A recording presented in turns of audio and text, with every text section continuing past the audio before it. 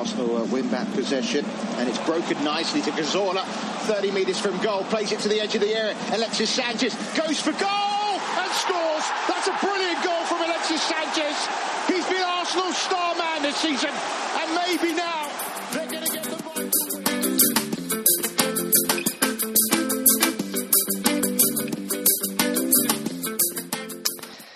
Hello, ladies and gentlemen, and welcome to Gooners in the USA podcast. Mike, bonjour. Bonjour. This is a very good podcast this week. It is. We are podding a few hours after our... The podcast might suck. It's a good week, though. Yeah, well, it's been it's actually been a shitty week for me, but, You know, that being said, we got 3 points today. We did. We got three big fat points. We got 3 fatty points, and I'm spelling that with an F-A-T. I don't mean to offend. Well, you know, you can tell me offline how you feel about me. You don't have to put it in the public eye. So we pod a few hours after Swansea, and it's a little lonely on today's pod, Mike. We don't have a guest. I know. You know, we have a one-game week, and we don't have a guest, so what are we going to do? We're going to fill it with a bunch of bullshit. Normal shit. We do have some really fun and great guests coming up, though, so we've got some exciting weeks ahead. Yep, absolutely. So stay tuned, listeners. Yeah.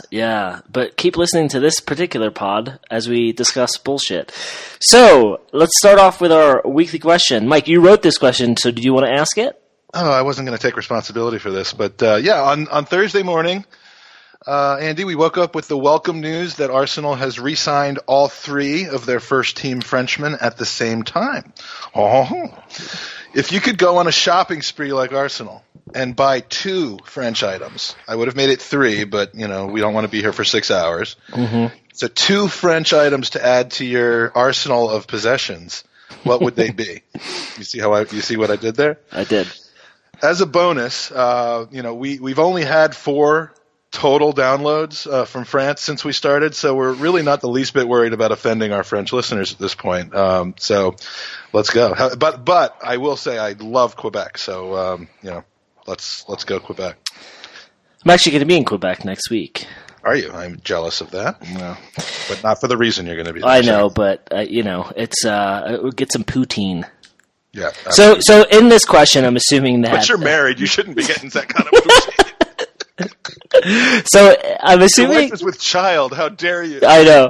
I'm assuming she'll be sharing the poutine with me, Mike.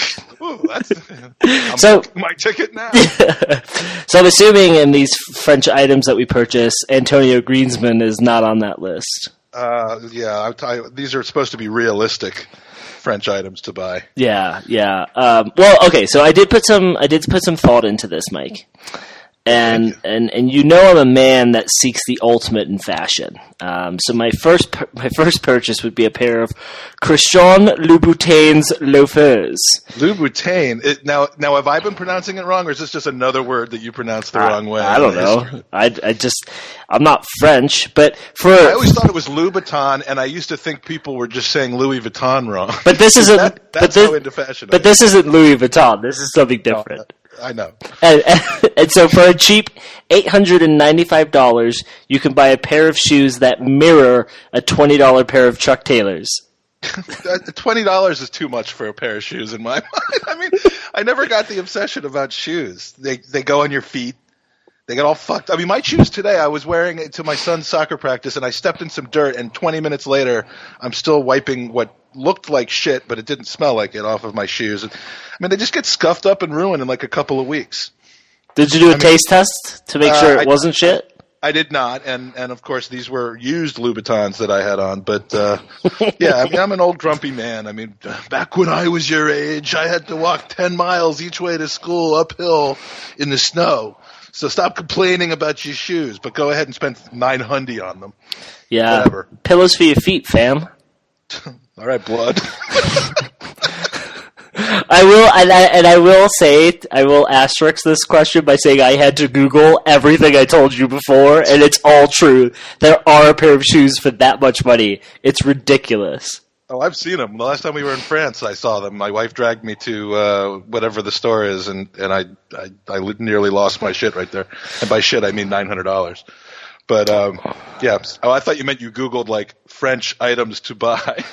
No, I literally Googled French fashion designers and clicked on the first. Okay.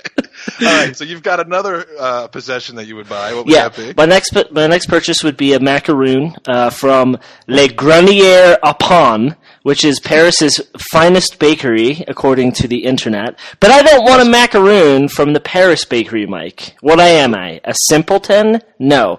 I want one from their bakery in Tokyo. Oh, damn, yo. I know. Wait, hold up. Did you just pull an Arsenal? Snagging something born in France, from France, but plucking it from obscurity in Japan? You know, you gotta go where the bargains are, my friend. Is Le Grenier à Pain in Tokyo like the Grampus 8 of macaroon bakeries? Yes. It is? Yes. Right. I'm just checking. Yeah, you know, usually when you write the question, it implies that you have some interesting answers to it, but I then stumped myself and couldn't come up with anything good. So I'm just my first item is an endless supply of escargot. Okay.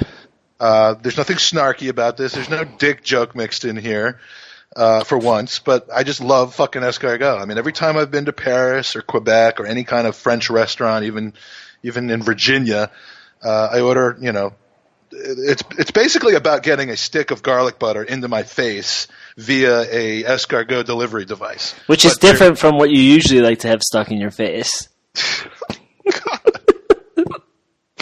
Let's not bring your mom into this podcast. Whoa! Okay. It's easily escargot, that is. We really need sound bites. Where, you know, like, wah wah. Yeah, we need a soundboard. I've been telling you that. Yeah, definitely escargot, my favorite French food. So, and now that we've covered the food category, my second item, I'm not going to double up on that. So for my second item, I'm going to go with champagne. Is that food? Doesn't that give you food poisoning, Mike? A little bit of food poisoning. And the funny thing about the champagne is I was listening to, and it's 10 minutes in, and here's our mention, listening to Burt Camp Wonderland last week on Thursday, and Danny was making fun of me for drinking champagne during our podcast and doing it via video Skype. I seem to recall he was on audio, and the two of us were prancing around like prats or whatever it is on video. Came pretty close to some food poisoning during that one, but that was really my warm up for the one 4 weeks later with Chaz, where I went all out food poisoning. Poor Chaz. Yeah, he still talks to us. Yeah, we have to have Chaz on again, and I will end up with that pod remembering it, which will be great. So yeah, those are my two items. Not that original, but let's slide. Speaking of putting things right into your face, let's slide right into Swansea. Let's do it. You know, this is one of the first games that we've had that are, you know, our second round of playing the same team this year, I believe, if not the first one. And so the first thing I did looking in the team sheet was to see if, I think his name was pronounced Modou Barrow from Gambia, was in the lineup, because I just had these flashbacks. I know we won the game 3-2, but I had these flashbacks of him just lighting up our left side the last time we played them, running free down the right-hand side, getting crosses in. I mean, he turned Nacho into an actual Nacho that day. But he wasn't even in the 18, and apparently during the game, the friendly announcer pointed out that he was injured midweek in a U23 game. So thank you for that. Yeah, why would they play him in a U23 match when he and I don't know if he's been getting a run in the side, and I wonder if the new manager just wants to see as many players as quickly as he can. But it's a little bizarre with how he played against us that they would get a run in the U23 side. Well, and apparently, you know, and I don't follow Swansea a lot when we're not playing against them, but apparently he was getting enough run to grab some potential transfer speculation. Teams like Palace and a couple others have been looking at him and sniffing around. So anyway, that was a relief. Now, has it ever happened that the same team, in this case Arsenal, has been the first Premier League opponent for two different coaches in the same season in less than 3 months? I mean, this was not the first game for Clement, whatever. he coached an FA Cup game, but not a Premier League game. So both Bob Bradley and Clement got their debuts in the Premier League against him. Has that ever happened? I'm not sure. That's a good question. We'll have to go to our statistician, Eric Howland. Yes, get to work. You're working on a lot of background projects for us, so that seems like another one. But anyway, 2 wins from those 2 coaches. So obviously, everyone that saw the game pretty much shares the opinion that it was kind of a lame first half overall. First 35 minutes, especially, we looked very vulnerable at times. We never really looked that threatening. Dude, right from the start, Rambo was dire. We were texting back and forth. The first pass he makes goes 40 yards out of bounds, nowhere near anybody, and we were like, oh, it's going to be one of these games. Yeah, I don't know why it seems like every game we've played in the last month, we've just started so poor, and it feels like every team we play, we start a match and we make them look like Real. And it's just like, I understand there was a team meeting with players and what have you, but why there's just no adjustment? Why are we starting so flat? I don't get it. That and apparently Andy's trained his dog to get very upset whenever we bring up Aaron Ramsey. So, yes. His first half pass completion percentage was 84%, which in and of itself is not that bad until you consider that the 16% that he missed went into the crowd. And most of the 84% was either sideways or backwards. And frankly, I'm putting it on him. I'm putting Giroud's injury on him for not putting a soft enough, tailored enough cross into Giroud, because Giroud hurt himself sliding after that cross from Rambo about 15 seconds before the first goal. So let's do that.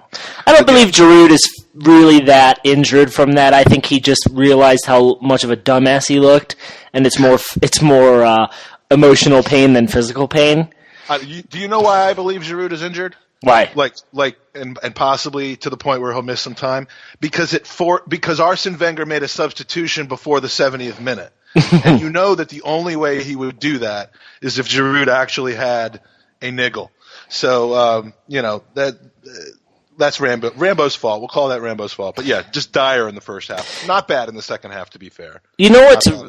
With Ramsey's performance the last couple matches, because he was poor against Preston. I made a comment on Twitter that, and this might. What are you laughing about? You're like, I made a comment on Twitter. I almost coughed. Fuck you, Mike.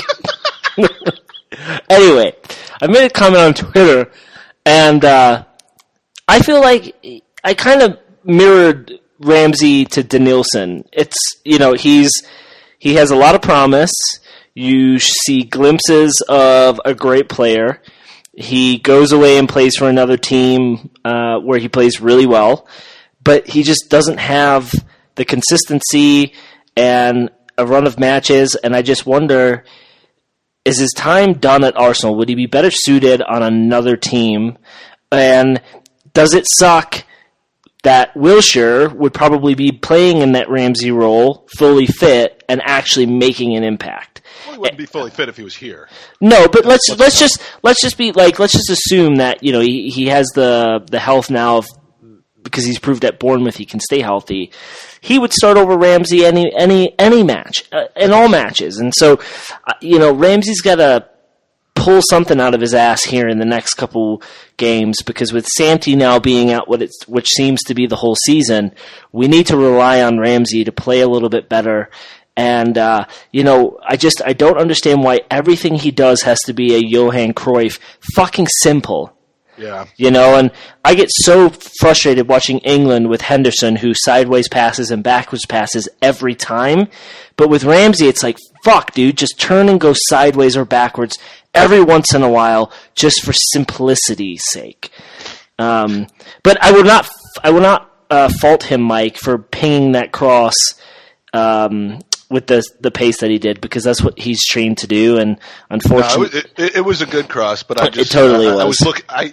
We can't be blaming Giroud for forgetting. No. To put it on somebody. Yeah. So yeah, the Rambo thing. I would like to see him, because we need him. I'd like to see him finish this season strong, but I think in the long term, I think he's going to need to be sold. I think the better he does in the second half of the season, the more we can get for him. Mm-hmm. And I think wherever he goes, assuming it's not some ridiculous move to, a world top 5 team like Barca, in China, well, yeah, wherever he goes that anyone will actually pay attention, I think he'll do extraordinarily well, assuming a team buys him that needs somebody that plays the position he prefers to play in, and he can be consistent there. If he can become a linchpin of a team, maybe a lower first division team. I'm not saying that's his skill level. I'm just saying he would be one of the best players on those teams, and I think he'd be amazing. But it doesn't seem like the system that we are intent on playing suits him, and we're not getting the best out of him. And that's maybe not completely his fault, but that's just the way it is. Well, what's really bad right now, Mike, is can you tell me a player who's pushing Aaron Ramsey for first team position? Not with the injuries we currently Absolutely. have. So right now he's just playing to play. I mean, there's no one nipping at his heels, and you see the likes of Giroud, who sees himself not playing, and when he gets into the game, he makes an impact, and he does what he can do. You see it with Lucas. You've seen it from the Ox every once in a while. So with Ramsey, it's like he's just being slotted into that position without anyone nipping on his heels. So let's hope we can start getting him some. As soon as Koch or Anani are available to us again, I think Xhaka moves over and takes Ramsey's position, unless Ramsey and Xhaka as a pair really start to get together. I will say, and I don't have this prepared, but somewhere, it was a commenter on today's ABW radio show mentioned, it's Dom actually from Australia, mentioned that. From Fast and the Furious? Absolutely. Yeah. This is the king of the soft tissue injury commentary, but he mentioned that the Xhaka-Ramsey partnership, and I'm getting the numbers wrong, but it was something like they've played together for 312 minutes, and we have something like 12 or 13 goals. It was a goal every 24 minutes, and have allowed 2. So read into that what you will. It's not passing the eye test necessarily, but the numbers seem, and I guess who are our opponents during those games is relevant. But anyway, I think we've reached our limit of Rambo conversation for this podcast. So then what happened? Swansea penalty, Mike. Is it a penalty? Is it a penalty? No, it is not. However, there were about 10 seconds where I was like, this is typical Arsenal because it's a penalty and a red card. Because I see the guy, the ref, Mike Smith, which is a really classy, special name. I thought it was Mike Jones. Maybe it was Mike Jones. Yeah, it was Mike Jones. Mike Smith, who cares? I just assumed the worst. But you watch the replays from the 4 different angles that they showed. It was a complete and total dive. Dive. Never a penalty. Yep. But I wouldn't have been surprised if it was called that. It kind of looked very similar to the penalty that we gave away against Spurs. Where it just kind of went over his feet, and who knew whether there was contact or not. But he was looking for it, and he went down. I'd already thrown my remote control against the wall by the time I realized it was a dive. Fair play to the ref, too, because in real time it looked like he was touched. And so from his angle, he clearly saw enough to warrant a yellow card. But I do want to make the comment that the diving player, and I don't know his name, but dude has a bowl cut, Mike. I mean, do they not have barbers in South Korea or Swansea? And remembering the South Korea part doesn't remind you who the player was. It was like G, whatever his name. Yeah, I mean, no, they don't have barbers there, and that's the reason Pogba didn't sign for Swansea. It was down to Swansea and Man United. That makes sense. Well, shit, there's no barbers in Swansea. That makes sense. So yeah, Mike Jones has now got himself into the running for our next big signing. Yeah. Yeah, I mean, now that Tottenham had a ref, we should have a ref too. Yeah, I mean, everyone gets a ref. I mean, I wasn't thrilled about his leniency towards naughty Kyle Naughton all game. I mean, he was nipping at the heels of all of our players. Yeah, he was. He was having a bad one. That didn't do him any favors in my eyes, but good man, good call on the penalty. No, it really was, and you got to give credit where credit's due. But let's kind of walk through the first goal because it kind of had a weird sequence of events. But I know you like to rehash and go through the intricacies of a goal, Mike. So I'm going to hand it over to you. I do. My favorite part of that whole sequence was Alexis is running down the baseline and slips, and the crowd starts jeering and mocking, like, ah! And then, so Alexis gets up in one, without even being challenged for the ball. He gets right up again, a la Theo Walcott against Newcastle a few years ago. And then just, does that no backswing flick of a pinpoint cross to Mesut. And let's just say that Mesut didn't exactly get a Giroud header on the ball. It goes straight down into the ground, into a Swansea player, and the pinball just ends up right on Giroud's flipper, and he punishes it into the roof of the net, having just cracked his ankle in 4 pieces running after Ramsey's cross. So that was an interesting sequence, and the opposite celebration from Giroud of what he did against Bournemouth, that's for sure. What was also opposite for Giroud is, he loves to lay on the ground and feign injury and slap the ground in frustration, but credit to him, he popped back up, got onside, and I think if he was a yard further away from the goal, he would have put that over the stadium. But hey, you know what? Scored another goal. Hopefully his injury is not too serious, and I felt. I mean, we could survive without him for the next 2 games. I just don't. I wouldn't really, I wouldn't want that to happen. But I mean, if he's going to be hurt, and it's a minor thing, let's just hope that we don't find out tomorrow that he has a scan and it's an ankle ligament and it's 6 months. Right. Well, the good thing is we've got Danny and Lucas, and we're talking about that depth again, Mike. Here we go. Here we go again. We're talking about the depth. I felt, we'll get into the other goals, but I want to, again, I feel really bad for the opposing keeper, and I always like Fabianski, but he's a good boy. He played, again, making some great saves, and just, Swansea has some bad luck, man. I mean, 2 own goals. Yeah, their players are not bad individually. No. But they're just, they put in a good fight in the first 35 minutes, but that first goal just broke them. I mean, they cracked into a million pieces.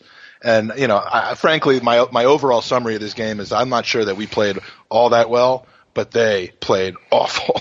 And at least we took advantage of it. We took what was given to us this time. Well, I think that we grew into the match, and I think that when we started to really control it and we started to really own their third of the pitch, I don't think there was any moment they were going to get back into it. And, we did get lucky with the 2 deflections, but, I'll give credit to Iwobi. He's taking shots. And yes. Just from a form perspective, Mike, his shooting is absolutely atrocious. I mean, he leans back, his arms are flailing all over the place.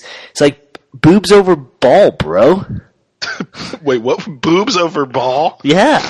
Dude, I haven't heard that expression since my son was conceived. I'm like, Steph, I got this expression I got to tell you. Yeah, I'm pretty sure my arms were flailing all over the place at that point too. But yeah, Iwobi, you accused me of slating Iwobi pretty seriously. Well, it's because you hate him. I never slated him. I said I think he needed to sit down and take a break because he was headed down the wrong path confidence-wise, and he did, and look what we got now. The king of the forced own goal. Yeah, I mean, he can take as many horrible shots as he wants if it's going to deflect in off of a defender and go into the back of the net. Absolutely. I mean, the first one was Fabianski was just made to look like he didn't have a chance at that one. A little bit lucky there, but the third goal or the second goal, our third goal, the second own goal was just a sub-lemon finish from Kyle Naughton. That's called karma. Yeah, when you're a dick and you're naughty like Kyle Naughton was, that's what you get, punk ass. Totally. Alexis's goal, the 4th, beautiful finish. Yeah, way to keep your eye on the ball and strike it pure, and that was fantastic. So now we got to talk about Alexis. Although I don't think we need to spend a lot of time on this. What was his deal? Heat of the moment mini tantrum and brooding because he's a competitor? Or is there something else going on? Well, he looked pissed when he got subbed. I mean, you could tell when the board came up. But hey, man, your attitude is not befitting of a senior player on the Arsenal. It's childish. We're up 4-0. You've scored a goal. We've got, you've just played a lot of games over a small amount of time. Your team is winning. You got to grow up. I want to see you sitting on the bench, enjoying your time. I want to see you like laughing with the other players, getting in and just not covering yourself up in a jacket, moping like a little bitch. So, Mike, I'm going to say it. I think we should sell him. I was wondering whether you're going there or not. He reminds me of back in the day with Dennis Rodman, who used to cover himself in towels. You remember that? Yeah. And I'm kidding when I say sell him. Yes. No, I'm torn on this. I'm not torn on whether it's a big story or not. I don't think it is. No, it's not. All right. So, I mean, if it was because he didn't want to play, he didn't want to be taken out. He wanted to play the full 90 minutes. He's a competitor. He's in charge of the game. That's fine. I don't think that's that big of a deal. If it's, what the heck is Arsene doing, embarrassing me by pulling me off of the game? I'm the man here, and I don't get subbed out. Then that's a little bit bullshit. I hope that wasn't it. But, as far as the size of the temper tantrum, though, I mean, I saw what he did on the sideline. Is it true that he went into the dressing room before the end of the game, or am I making that up? I don't know if that's true or not. You know what I kind of think, Mike, is we're not foolish. We know that these players check the news, they check Twitter, they're on Instagram, and well, they all follow us. Well, absolutely. But, last week there was a lot of GIFs and memes with him throwing his gloves to the ground and showing that he's passionate. And I just wonder if he's playing into that a little bit. I wouldn't be surprised if he is, but definitely not worth talking any real longer about because we won the match. And I'm sure Arsene put an arm around him and just said, hey, you need rest. If these are spur of the moment things, and Welbeck needs game time. Yeah, absolutely. And if Alexis can't buy into that, that's a problem. But I think as long as it is passion and fire, if he has that pathological Michael Jordan, Kobe Bryant type of competitor spirit, that's what makes you an outlier and makes you great. If it's just disruptive and it's negative and it builds and it festers, then that's a problem. But I don't think that's what it is. He's not doing because I'm gonna cry myself to sleep if that's what it is. He's not doing a Payet. So at this point, I think we're all good. No, I don't think he's doing a Payet. But we'll talk about Payet. Absolutely, but we did get to see the likes of Welbeck and Lucas come on, which is positive. A lineup with neither Giroud or Alexis up top because they had both been subbed out. That was rare. Right, and if you're Arsene and you see Giroud go out, then in the back of your mind you're thinking we're up 4-0. You've got a player on Swansea who's going through tackles. Just safe.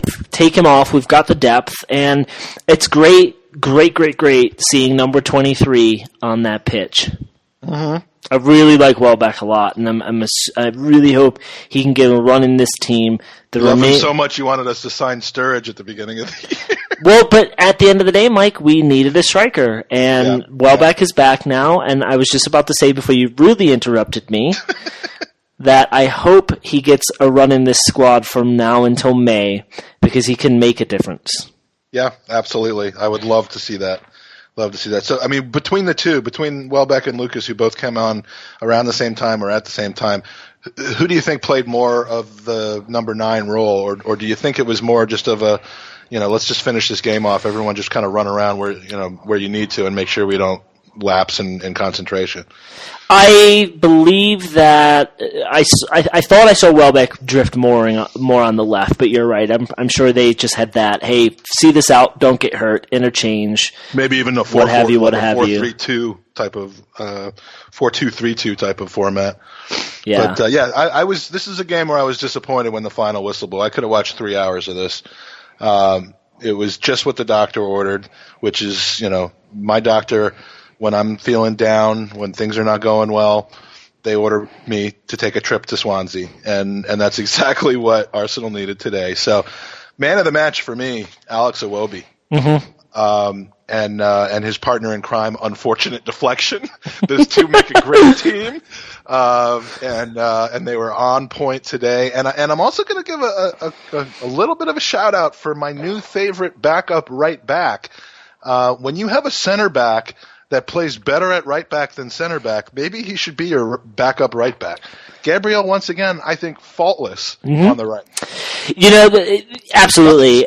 Nothing fancy, and he's certainly not going to have the same offensive impact as Bellerin would. I'm not suggesting he should be getting time if Bellerin's ever healthy, but as long as we've got our center backs healthy enough that Gabriel is a bench player rather than needed in the middle, I'm perfectly happy with him being on the right. So sell Debussy, even though we've already sold Jenkinson pretty much to Palace. I'm fine with Gabriel being his backup. I thought Gabriel played really well, and there were a couple times where I think Ramsey got the ball and he was looking to pass down that line or cut the defenders, and usually you'd see Bellerin making overlap, and you're just not going to get that from Gabriel. But he's consistent when he plays there. He's concise when he plays there. He doesn't make mistakes. We haven't seen him make any massive mistakes, knock on wood. And I kind of thought a couple times when he was making some interception and decent tackles, I thought, I wonder if Chris from ABW is seeing this, because I know that he doesn't like the man very much. But positive play again, and if did he get a haircut? Because if so, that was a bad idea. I mean, anytime you reduce the things that are covering your face when you look like that, you shouldn't be doing that. But as far as his play on the field, I mean, kudos to him. So. Will be your man in the match, or somebody else? No, I thought he played really well. I think this is just one of those games where Swansea was so poor, you almost have to give it to Iwobi because he made the biggest impact. There wasn't any other Arsenal player for me that really stood out, So, yeah, I agree with that 100%. Excellent. So 3 more points. Pretty much everyone at the top of the table did their business, although... we've got tomorrow's game against, with City and Liverpool, so there won't be maximum points there for both teams. So we should end up the weekend, I think, in 4th,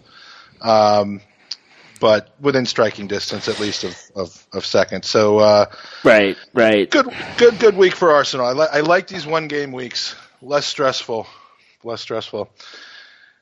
Team news and transfer dealings. We have a special little segment here. It's not a full-out, just all-out, what is it, full-blown. That's what I was trying to think of. I was like, what kind of AIDS do you have when you have really bad AIDS? Oh, yeah, it's full-blown. It's not a full-blown transfer special here, but triple signing on Thursday. And my favorite part, of course, of this triple signing is that Cock was extended. I mean, anytime you can extend Cock, it's good. And the contract that Cock now has more than doubled in length.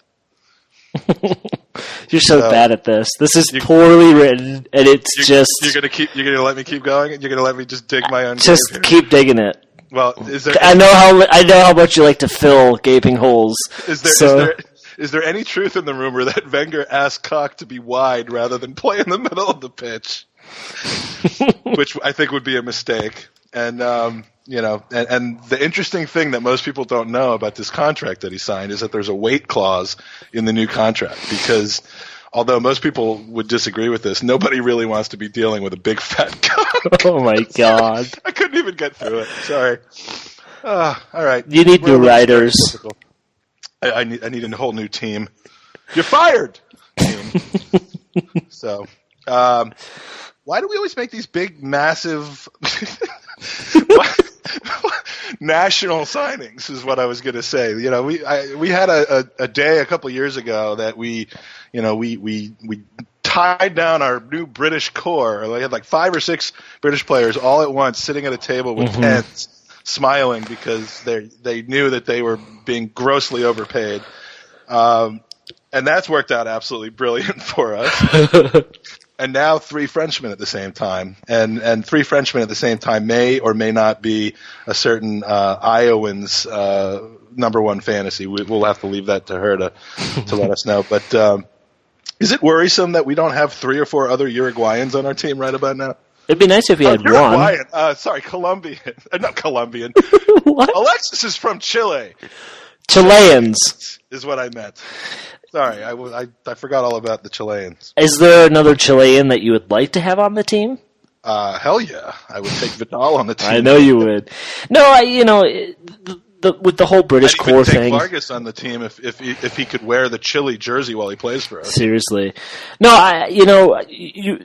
You hear the nationality guys.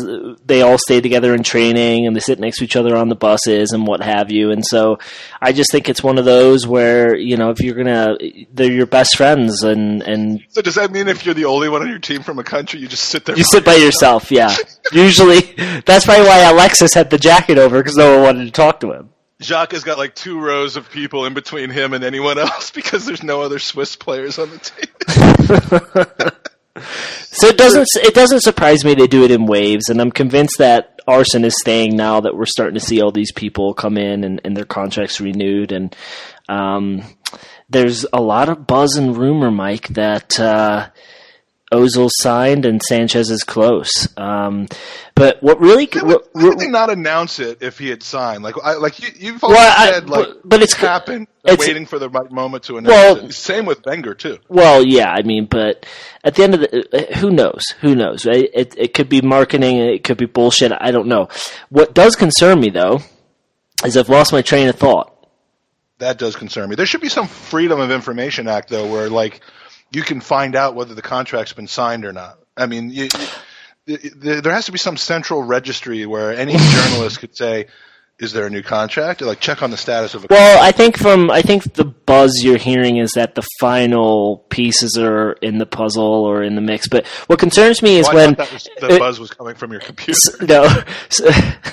What concerns me is that Arsene has said that he believes Sanchez will likely sign, or he's certain that he's going to sign. He said that about Ramsey. He said that about Nasri, Adebayor, and Cesc. I mean, that gives me probably negative encouragement that he comes out and says that. If he thinks that that's that when Alexis hears in the press that Arsene said that he's close to signing and that he's confident that he's going to sign, if he thinks that that's going to steer Alexis towards signing, like it's subliminal encouragement, I think he needs to think again about that. But I think you're right. For the first time, I'm going to say I think Arsene's staying and is re-signing. No, it's the 23rd time in 23 podcasts I've said that. He's definitely staying.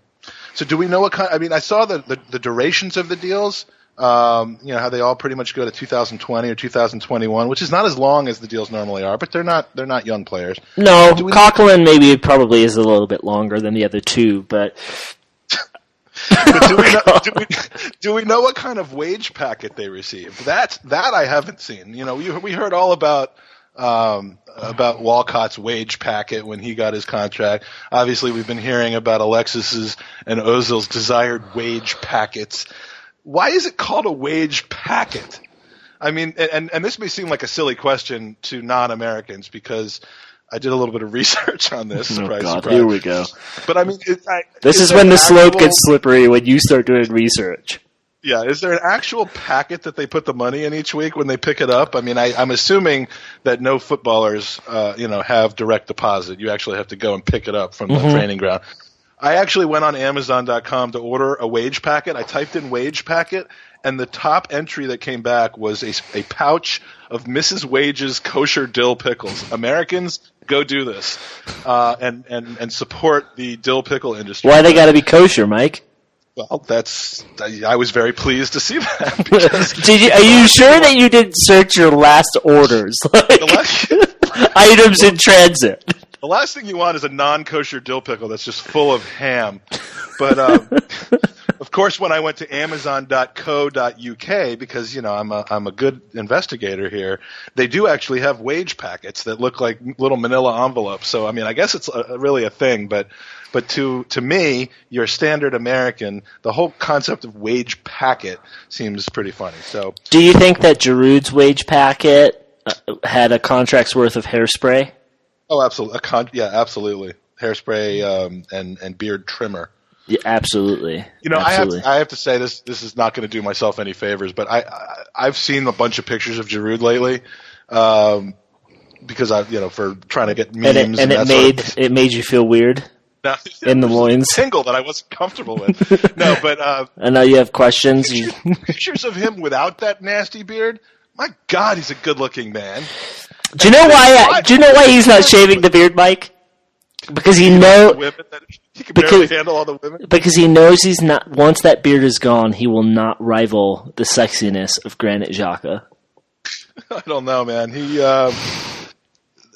without the beard, I question myself. I think we poll the ladies that listen to this pod, all 4 of them, and we ask. And we know who you are. Giroud or Xhaka, we see who wins. Oh, I think you're.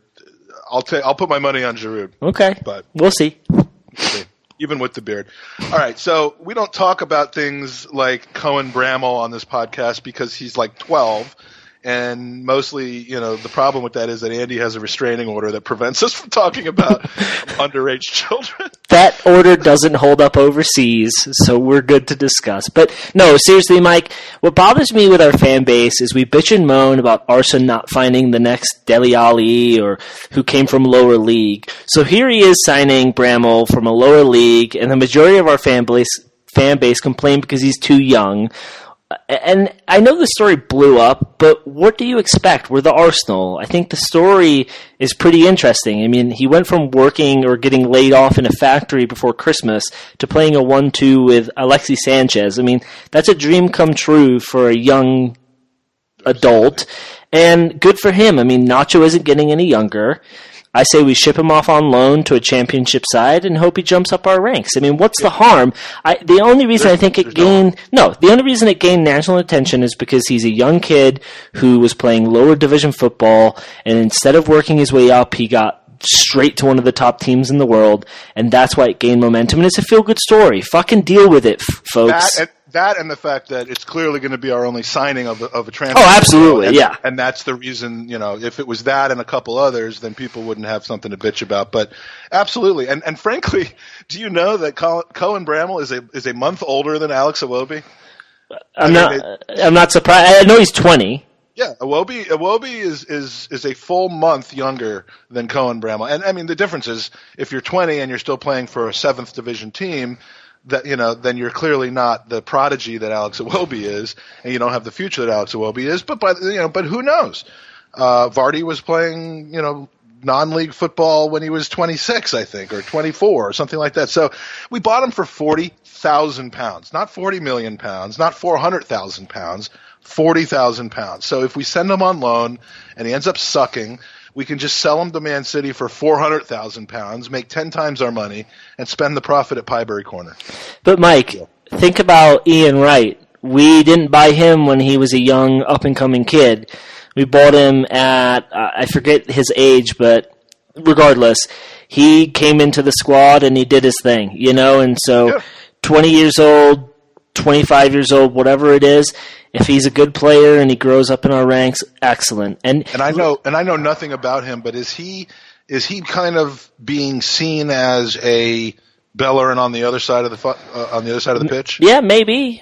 I'm not entirely sure. I don't think Arsene really came out with his absolute plan for the guy. But look at I said it on our last pod or maybe 2 pods ago. Look at Gael Clichy. Look at Sangria. They are not young guys. That was a laugh and a burp together at the same time. They're not young guys, and they're still playing at the highest level. So bringing him in at 20, 2-3 years from now, he's still young, and I mean, you would have to be hard pressed to sell him if he doesn't work out for less than £40,000. I mean, it would be one of the hardest things to do 5 years from now, 2 years from now, to sell that man, as a 22 or 23-year-old player for anything less than £40,000. I mean, right. At that point, so it's a no, Chelsea do that with $25 million players. So if we do that with a 40,000 or 20, pounds, whatever. If we do that with a pound and the dollar, about to be equivalent anyway. But if we do that for 40,000 pounds, then I mean, big deal. It's all hype, and I frankly think it was a great signing, and I know nothing about the kid. So Jenko, though, speaking of backs, Jenkinson, it looks the corporal. I don't think it's been finalized, but it looks like he's quite a bit out the door to Crystal Palace. And if that's the case, good luck to you, mate. I'm glad to see him go to a club like Palace, which is my dark horse lower Premier League, upper Championship favorite team. I I hope they can stay up this year, but I think that'd be good for Jenko if he gets some playing time at Palace. Yeah, it hurts to see an out-and-out Arsenal supporter from, obviously when he was a young kid, and glad to see that he got to live that dream for a while, but he's just not good enough, and there's times where he plays in our squad and he looks really, really stable, but he's a confidence player. And you can't be that type of player when you're playing for a team of our caliber, especially when you're playing in defense. Confidence players are great when they have confidence. Yeah, but the downside is just tremendous. I mean, the Ox is a confidence player, but you're not looking for him to do a worldie every match. I mean, you're not looking for him to be the last line of defense. Absolutely, to save a goal either. And fortunately, because I know that Twitter really kind of forced him out of Arsenal. I don't think South London has Twitter, so it should be good. I think they're still on the teletext. The CFAX. Yeah. Which if you're an American listener, Google teletext. Oh, CFAX. I mean, I used to love CFAX because it was so high tech. It was like, I'm like, oh, they don't have anything like this in the States, man. CFAX is amazing. That's how I followed Cowden Beef, my favorite lower divisions SPL team up in Scotland. I the only way I would know how they did every Saturday was to go on CFAX and check the Scottish League 2 scores. Oh God! So those were the days. You were just a pup. You were just a pup. Yep. So yeah. Anyway. All right, so Dimitri Payet. We got a user question actually from at Jez Gooner Cook asking, and there are a million questions like this on Twitter. We didn't get a million questions. We get just single digits. But with Santi out for the foreseeable future, would and the single digit is 1. No, I'm just kidding. Half the people we talk about don't exist. We make them up. We actually have little bobbleheads that we name and craft, and those are our listeners. We with Santi out for the foreseeable future, would we grab Payet at even at a high price, or would that hurt Wilshire's long-term future? And frankly, I thought that by game time today, it was going to be a done deal that he was already headed to Marseille, but apparently that hasn't been done yet, and West Ham has finally admitted that he's for sale for $35 million. Good for them. Or as the press say, they've slapped the price tag on him of $35 million. I like the French players. I think Payet has some talent, but there's two types of French players from an attitude perspective. There's the Giroud Koscielny French, quiet, intense, on the inside, competitors, which I love. But then there's the Nasri, Anelka, Ribéry type of French, and Payet is definitely in that group. No, thank you. No, thank you. As far as I'm concerned. Fuck that guy. He had one great season. He showed he had tremendous talent. He then went on to perform well for France. He threw his toys out of the pram at West Ham when the going got tough, and he turned into a little bitch. And so, no, he doesn't deserve to make a move.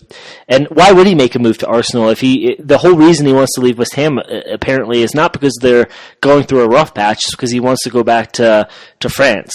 Because his family find it hard in England. I don't even think his fucking kids can speak yet. So how they're finding it tough to live in London of all places. Cues are just So fuck that guy. And fair play to West Ham to put a price tag on him.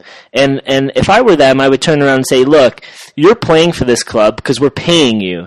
And if Payet, they could freeze him out. Absolutely, fucking put him on the. Get relegated and then freeze him out again. Absolutely. If I was his manager, I'd fucking put him in the under-18s on the shitty training pitch, and I would say, this is where you are because you didn't have the fucking balls to come to me and say, hey, my family's not happy, and I would like to leave.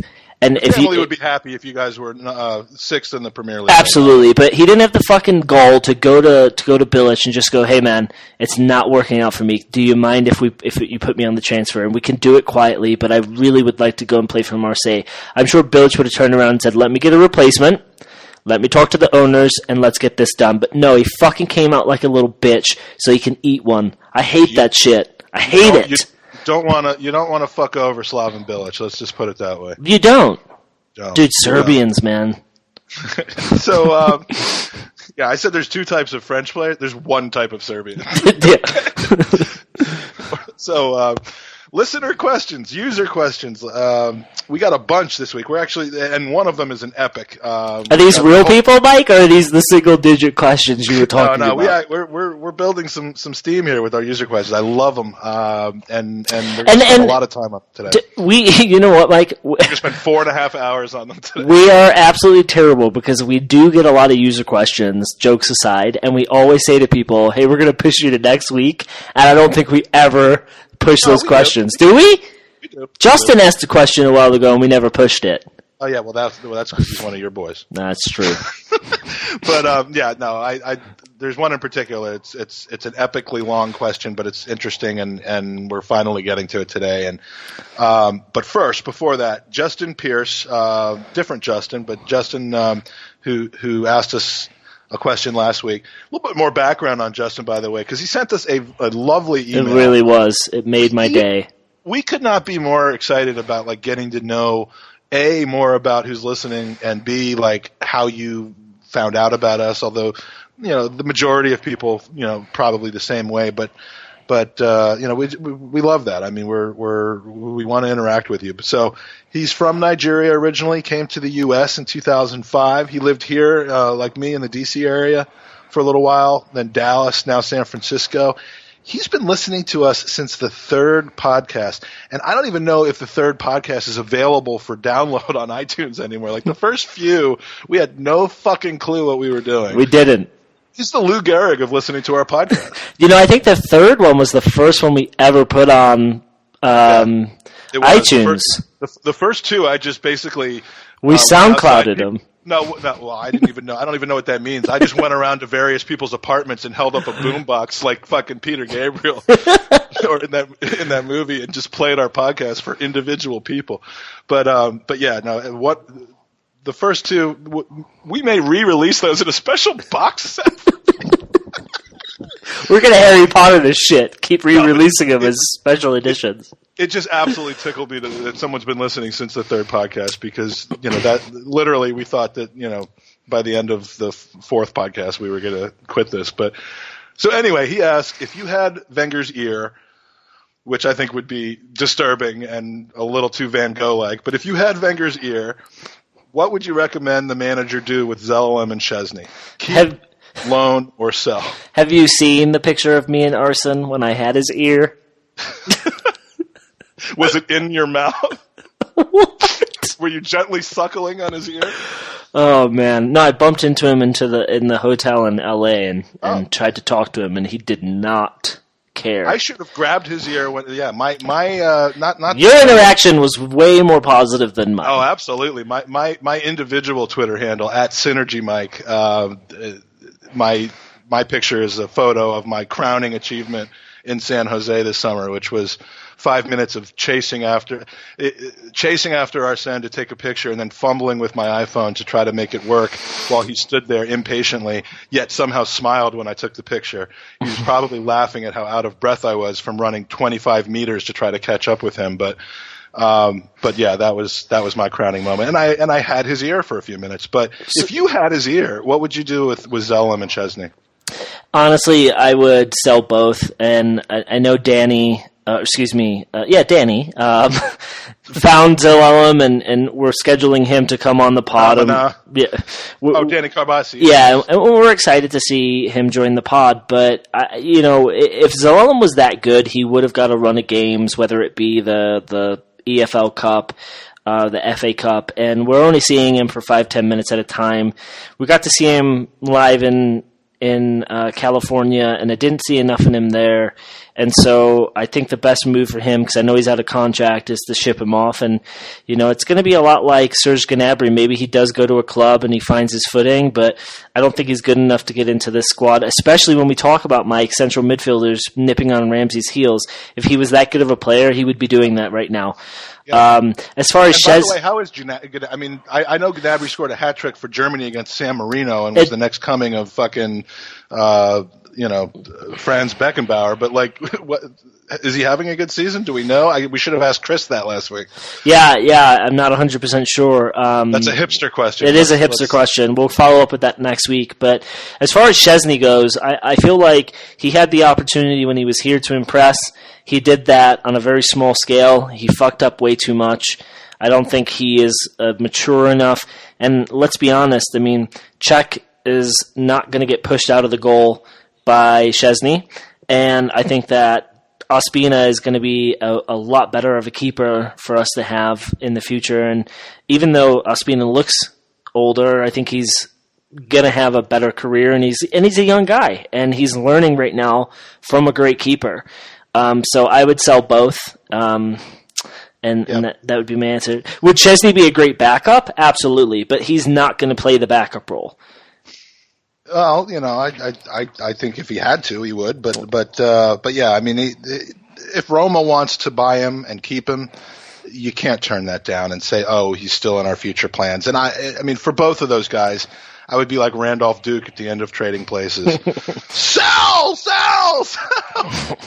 I mean, I've mentioned a handful of times that a few years ago I saw Zellwein play a U21 game and came away very unimpressed with his stature and his just overall the way he carried himself, not from a respect and personality standpoint, but as a competitor.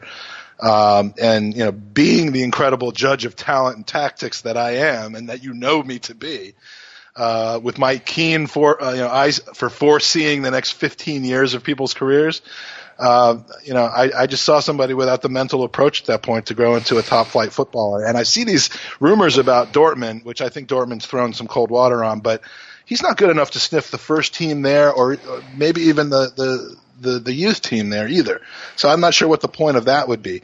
He's the kind of guy that has Eredivisie written all over him. Mm-hmm. That's where Americans go to find their game. If Arsenal, if he was good enough, we would have extended his contract. And if Wenger really wanted to get him playing time, which I know we send him up to Rangers, if we did send him over, why not send him to Ajax, where he could be under the eye of Bergkamp? If he was good enough, we would have extended. Maybe an extension is going to come, but with 6 months left, I just don't see it happening. And I could see him maybe we can get £40,000 and one for him, and then basically pay for the Cohen Bramall. There's that 40 and 1 situation again, but yeah, pay for Cohen Bramall. If Zlatan is a talent, he should head back to the MLS, play for an MLS side, and if he is really that big of a talent, Mike, at his age, he will end up back in Europe, but he's not going to be playing on a top four side. That's a fantastic idea because. I said Eredivisie because I just envision him as being a European player now that he's been at Arsenal, but you could do a heck of a lot worse. I mean, Eredivisie and MLS, perhaps more on the same level than any of the top European leagues are, certainly to MLS. And he's American. People would actually buy tickets to come see him. And if he does well, I mean, it wouldn't be a 30-year-old player coming to end his career in MLS. It would be an exciting new youngster who has world experience, albeit at the youth level. And, I think it'd be a lot easier for Bruce Arena to keep his eye on him if he's playing here too. So. Right. So yeah, thank you, Justin. Appreciate it. Trausti Sigurdsson, your moment has arrived. Trausti reached out to me about a month ago through Facebook, and he's been listening probably about 4 to 6 weeks. He's from Iceland, currently lives in Denmark, and he has an insatiable curiosity about the American football, soccer culture, and especially American Arsenal culture. And he's been asking kind of a series of questions, which we're just going to knock down today. Our podcasts have been running long, as this one probably will too. But I love his question. And frankly, these questions are about really what our podcast is all about, which is kind of sharing the Arsenal and the soccer experience as Americans with people all over the world. So here we go. Is football getting more popular in the U.S.? I know it will probably never be more popular than your type of football, basketball, baseball, and perhaps NASCAR. and all that, but has it increased in popularity? And by the way, let me just remind everybody that I'm excited to hear Andy's responses to this, because Andy has a unique perspective of being born in England, being British, but living in the U.S. long enough to know what the American sports culture is like too. So what do you think? Football getting more popular? It's a good question. I thought a while ago, and this was years ago, that the attendance at the MLS actually surpassed the attendance at for Major League Baseball. Could it possibly be? Because but then I think that 15 and 45,000 a game, and there's 20. Yeah, but you got to remember, there's a lot of clubs, Mike, where they don't attract that many people. But so my perspective is it's growing, and I do feel like the best way to. And let's think about football in general, not the MLS, because the next question. Oh no, absolutely. So.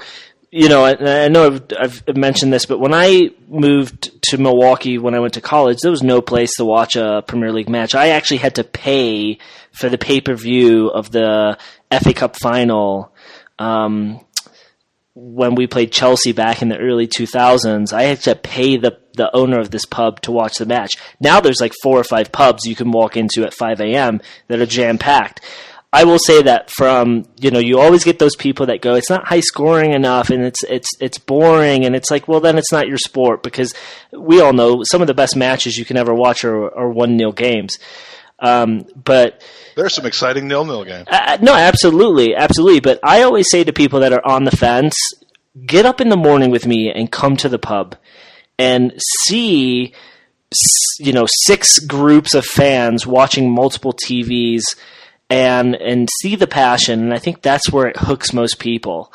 And the friendships that you can acquire from going and meeting different people. And so I think the sport is growing. Credit to the MLS, because a lot of people don't know that ESPN and ABC did not want to buy the rights to the World Cup, and the MLS bought the rights and asked ESPN and ABC to show the World Cup back, I believe, in 2006, and the ratings were so good, ESPN and ABC went and bought the rights to multiple events. And so you have to credit the MLS there. But we are seeing a lot of growth, and there are a lot of people that do sit down and watch it now, and you do see it on primetime television. You get a lot of coverage. I mean, you could be watching an NFL game, and the ticker across the bottom is telling you about every major team and league around the world. And you see top 10 plays, and I know Giroud's was like on the top 10 plays over here for like a week long. And that's across all sports. Across all sports. And you listen to the guys on ESPN who bitch and moan with one another. They cover the Premier League. They cover everything. So it's getting big. And a lot of people that don't live in America don't understand that you get 2 games a weekend. We get every game. I can walk out of my house with my cell phone and watch Arsenal as I'm taking my dog, down the street to pick my mail up. So it's getting big, and that's why Andy's been hit by 7 cars.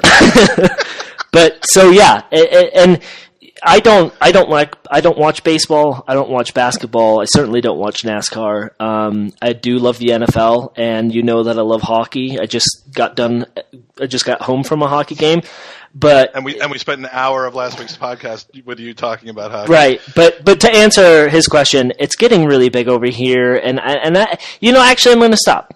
It is big over here. It's not getting big. It is big. It has arrived, and if you live in a city that can offer you 5 or 6 pubs that open at 5 a.m. in the morning, then it's big. It's already here, and now it's just the embracing of it now.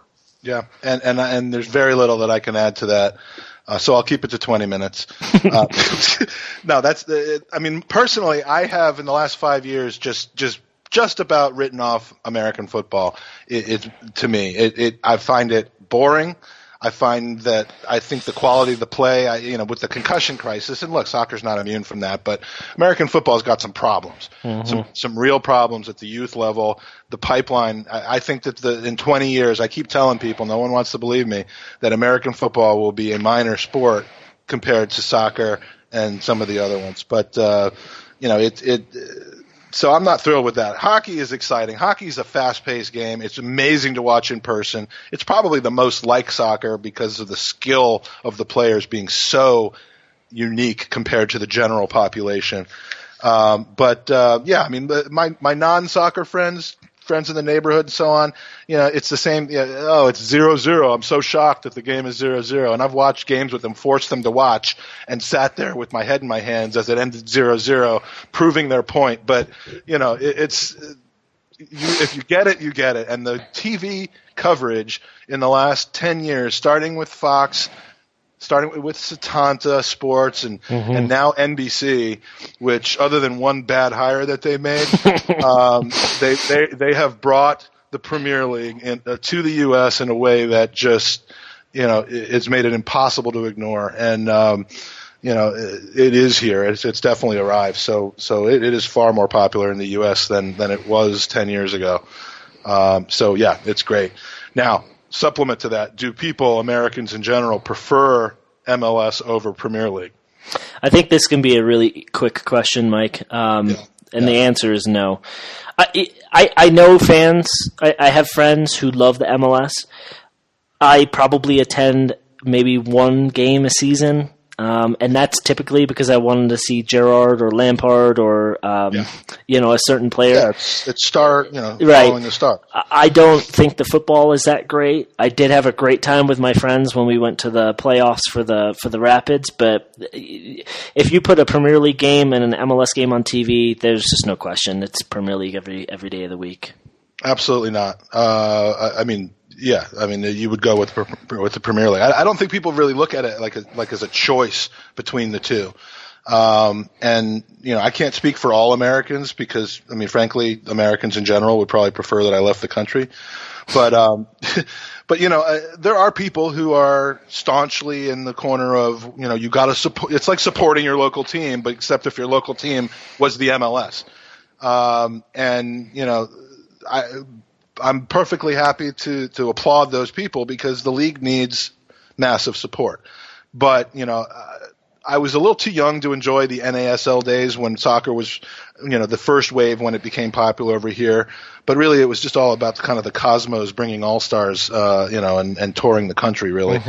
And then, I was over in England experiencing Arsenal before the MLS got started. So, it's kind of for me, the MLS seems like a nice league that is growing. It's growing slowly and steadily rather than trying to, to just purchase all the players. And, it was kind of, I looked at it as being kind of tainted and something I settled for because it was local and, I couldn't really get to London for quite some time. I love going to DC United games with my son. It's been a good bonding experience. It's what's available to us. I have an attachment to the team. It's nowhere near the attachment I have to Arsenal. But I would never, ever voluntarily choose going to an MLS game over a Premier League game or watching one on TV or be under any misconceptions about the quality of play. But, I do think the MLS is headed in the right direction and I'm glad it exists and I'm glad that it seems to be doing well because, we can't as a nation survive soccer wise by just watching on television and, having summer tours of teams coming to catch a paycheck in the summer. So do you prefer U.S. commentators over British ones? Andy, you are uniquely qualified to answer this question. Do you prefer U.S. commentators over Arlo? I will say that obviously you want British and English commentators because they know the game. I do feel like the U.S. have done a good job at bringing ex-U.S. men's national team players to the forefront to comment, and they don't typically commentate on the games because we do get a lot of the times the live commentary that you're receiving overseas, but they do bring in the right a lot of studio presence.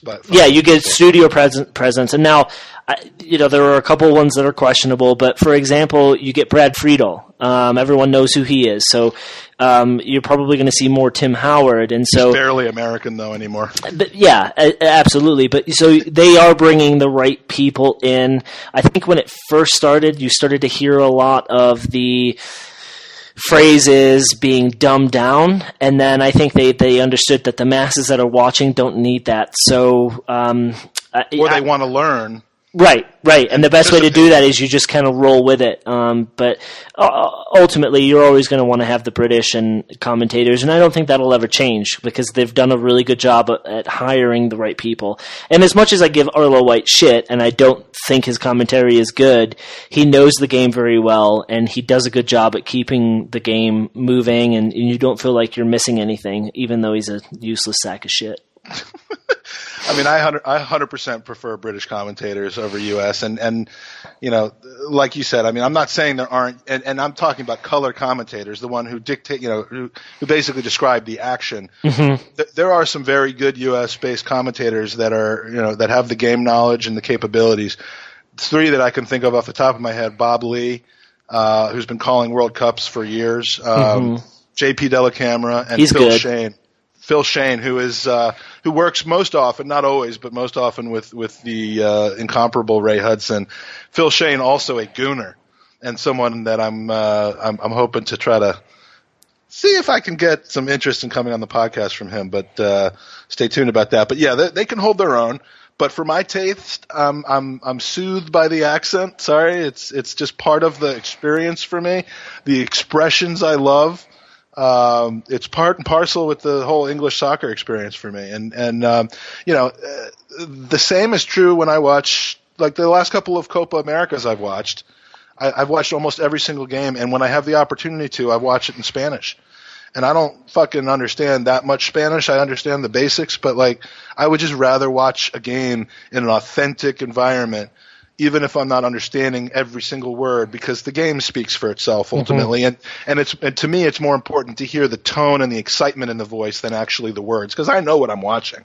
Yeah, remember when that Gus Johnson tried to do the champion? Oh, fuck me. Gus Johnson, who I love. We talked about this a few pods ago. Gus Johnson, I love for football. Basketball. He's good at boxing. Basketball's the best. The college basketball tournaments. Yep, college, he's great.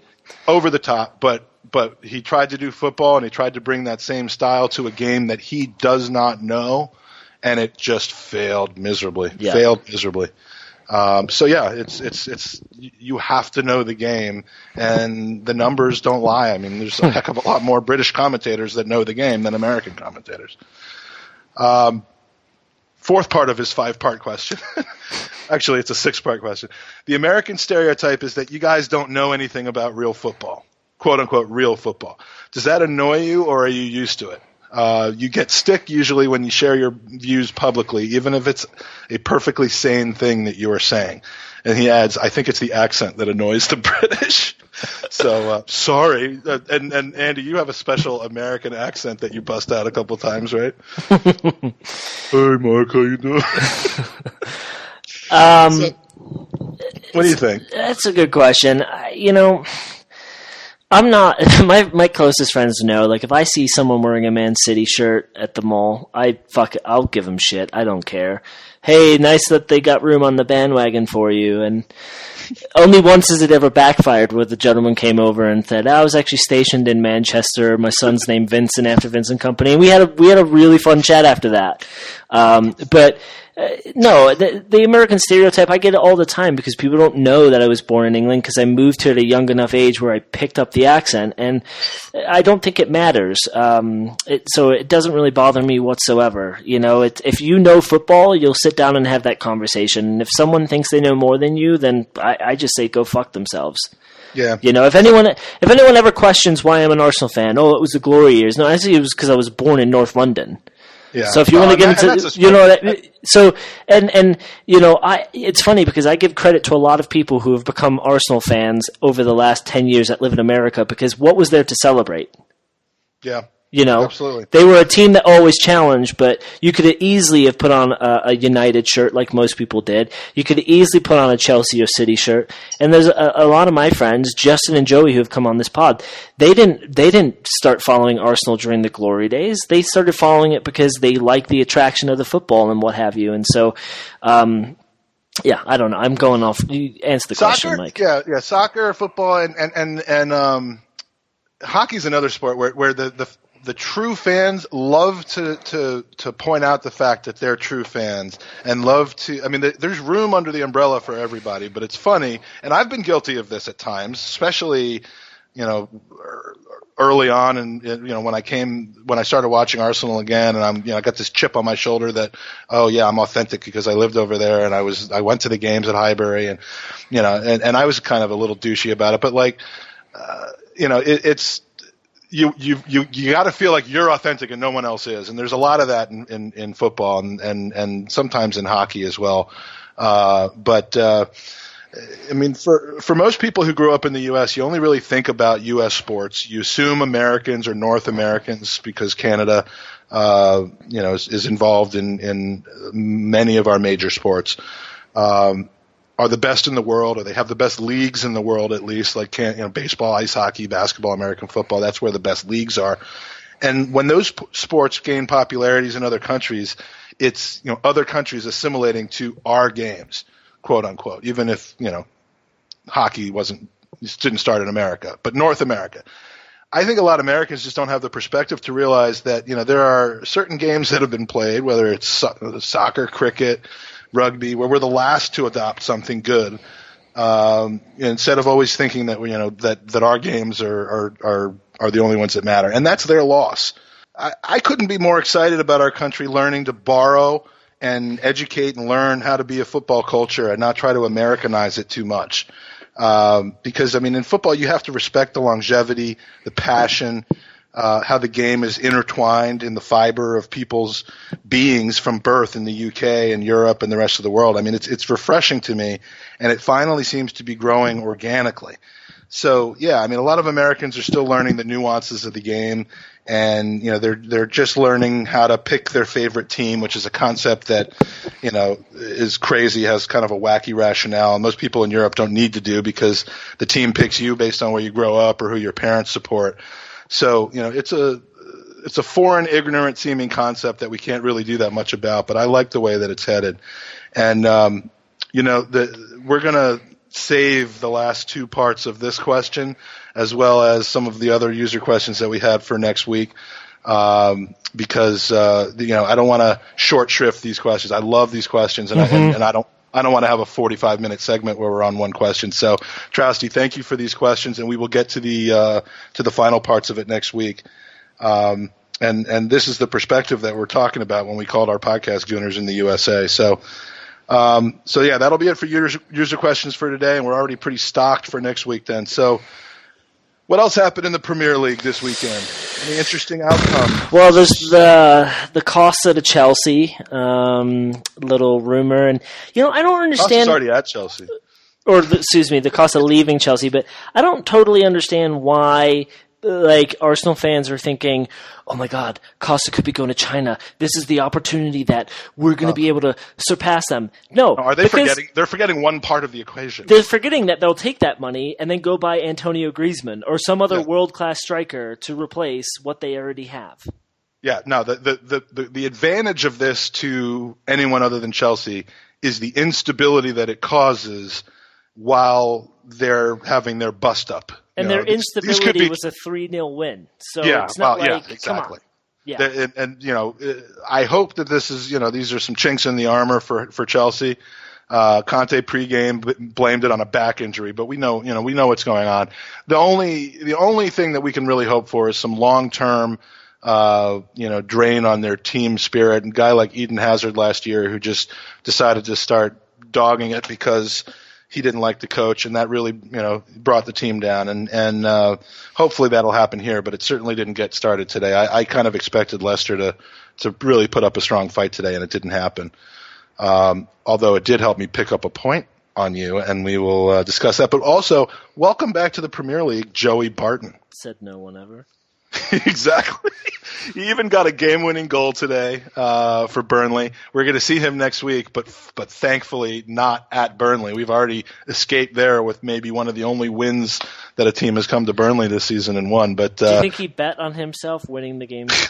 Absolutely. What a piece of garbage that Remember guy is. when we almost signed him 2 seasons ago? That after he single-handedly choked. That's the past tense of cheated. And won and got that Newcastle 4-4 game. That was all Joey Barton and his fuckery. But yeah, so some interesting things happen in the Premier League. But some more interesting things happening in our league, the picks of the week league. Andy, it's happened. Can you believe it? No, because you're a fucking cheat. No, it's happened. I mean, here is the table. Guest spot 48. Now we still have 2 games left from this week that are being played tomorrow. Nothing I could do about that. But guest spot 48, Mike 47, Andy 47 in third on goal difference. See, now the reason you're third is because suck it.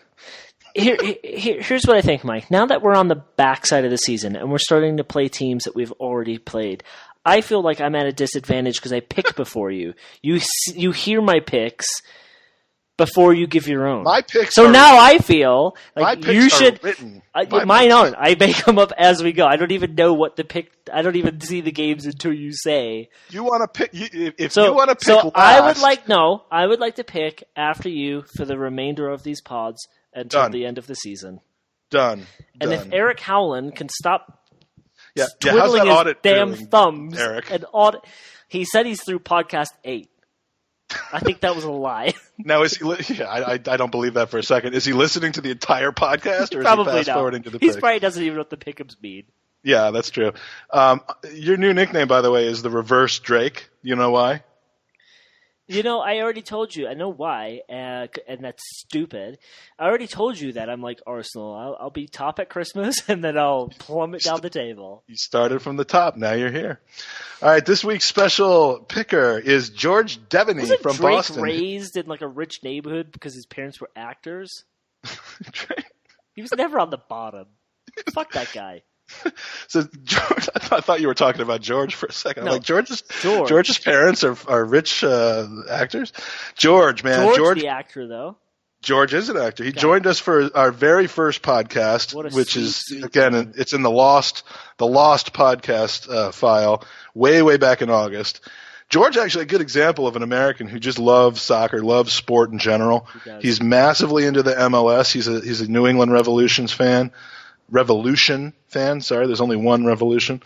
There's only one Revolution. All right, I'm bummed and he follows. He's coming to Denver for one of their first matches and I'm not going to be here. Yeah, he follows them around the U.S. So if anyone's wondering from overseas, like, do teams actually do they get away? I don't want to be Bob Bradley here. Do they follow and travel to support their team? Some do, not a ton, and not usually when it's across the country. But yes, some do, and he's an example of that. But he's also a top Gooner. He is. And he has taken the assignment to do guest picks to a new level this week, and it puts both of us to shame. I had to up my game a little bit here, which is why you will note that I'm not just randomly tailoring my picks to be different from yours. But here we go. First game, Swansea at Liverpool. And I'll start with George, and I'll go to you last because you're a whining bitch.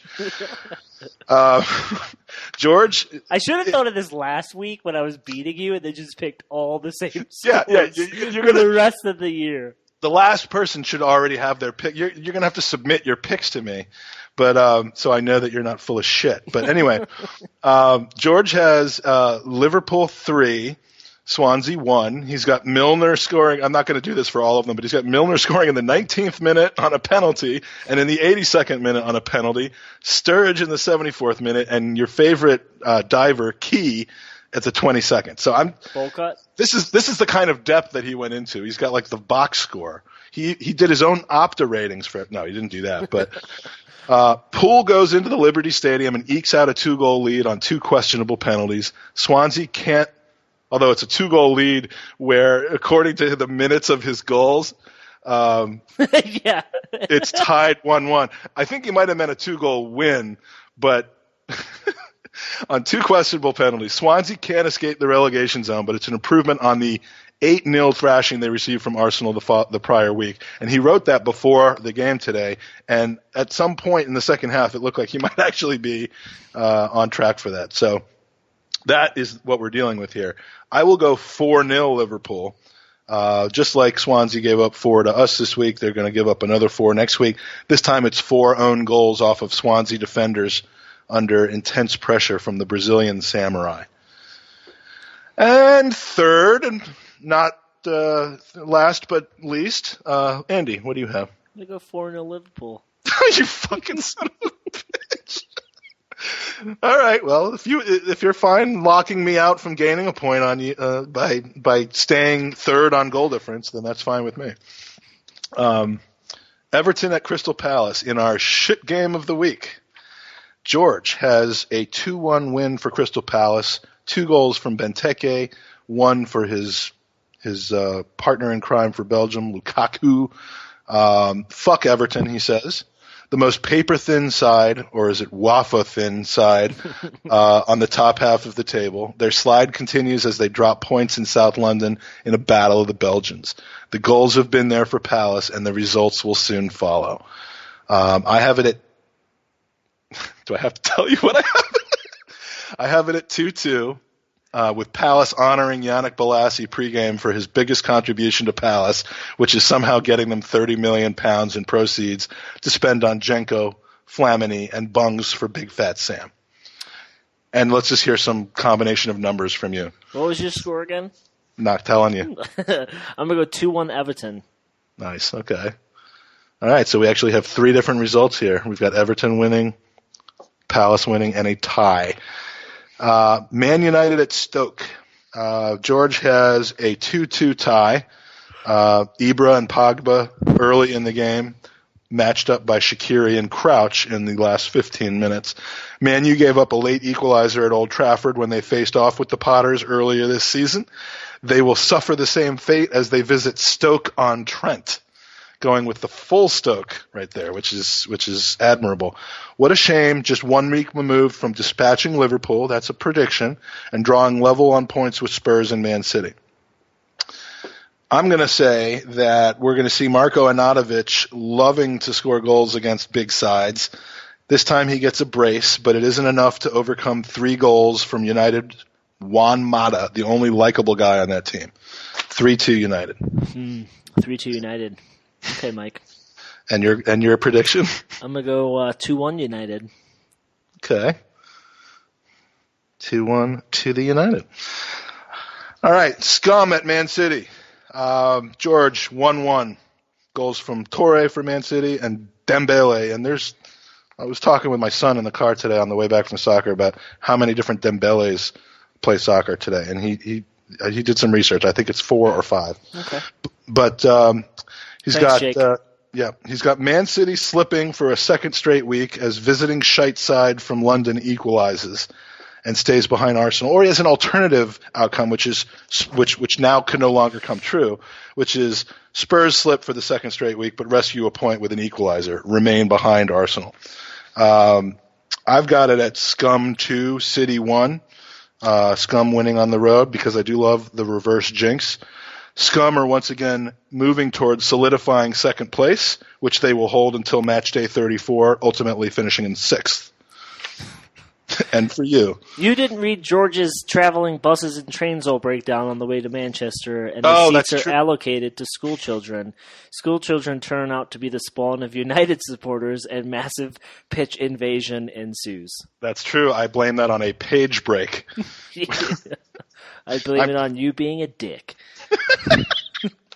I'm trying to keep George down. I don't want his popularity. I got your back, George. All right, and why don't you get your own back by making a pick? Scum at City. I'm going to go 1-1. All right, so trying to lock George out there. Okay, and last but not least, Burnley at Arsenal.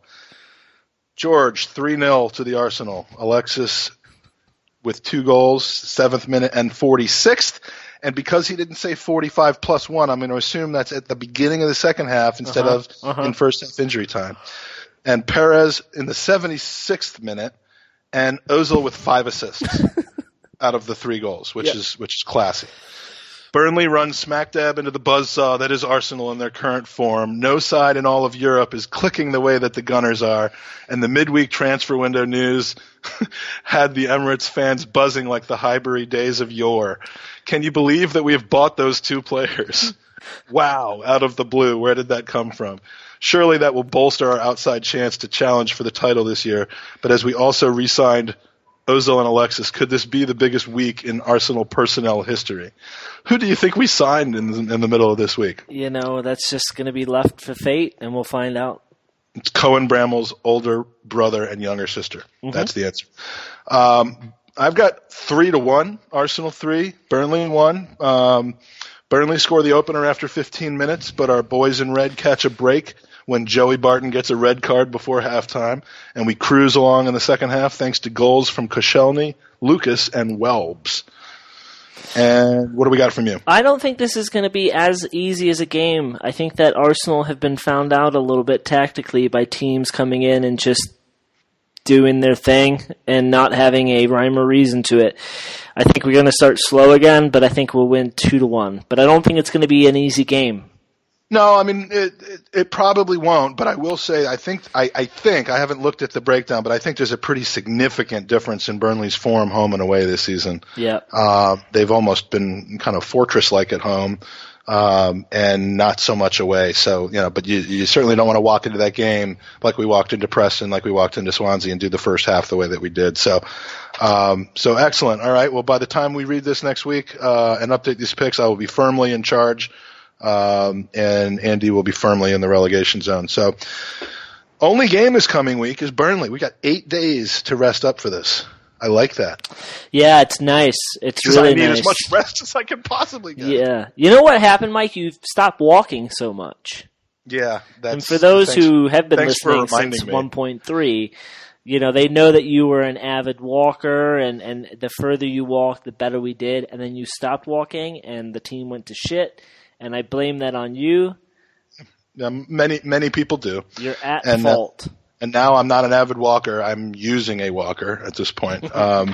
Not because I'm unable to walk, but I need something to store my food on while I'm moving around the office. So yeah, it should hopefully be a good week of rest and relaxation and practice for the team, and another flat track opponent to try to pick up 3 more points while some of the other teams are playing each other and dropping points. Yes, we need to maximize these point totals this week, Michael.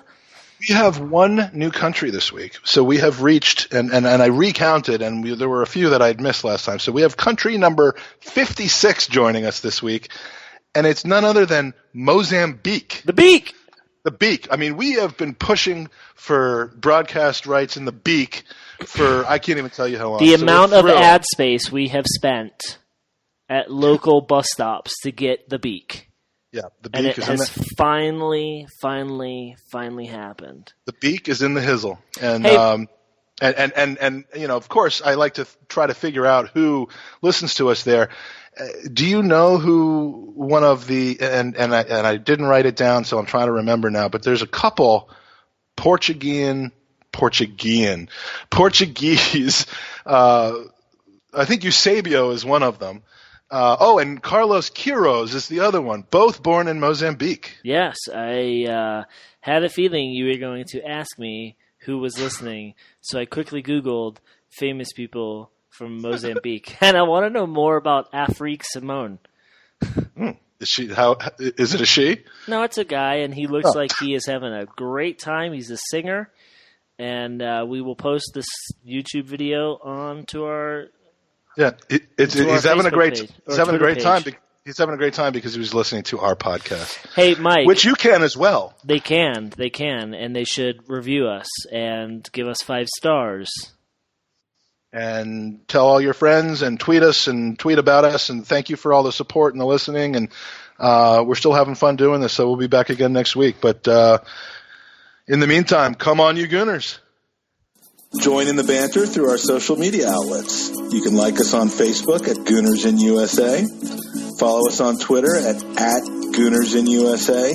Send us an email at gooners@goonersinusa.com. Check out our website, which is www.goonersinusa.com. You can subscribe to our podcast on iTunes. And please send us questions, comments, suggestions, or anything you'd like addressed on the pod. Come on, you Gooners.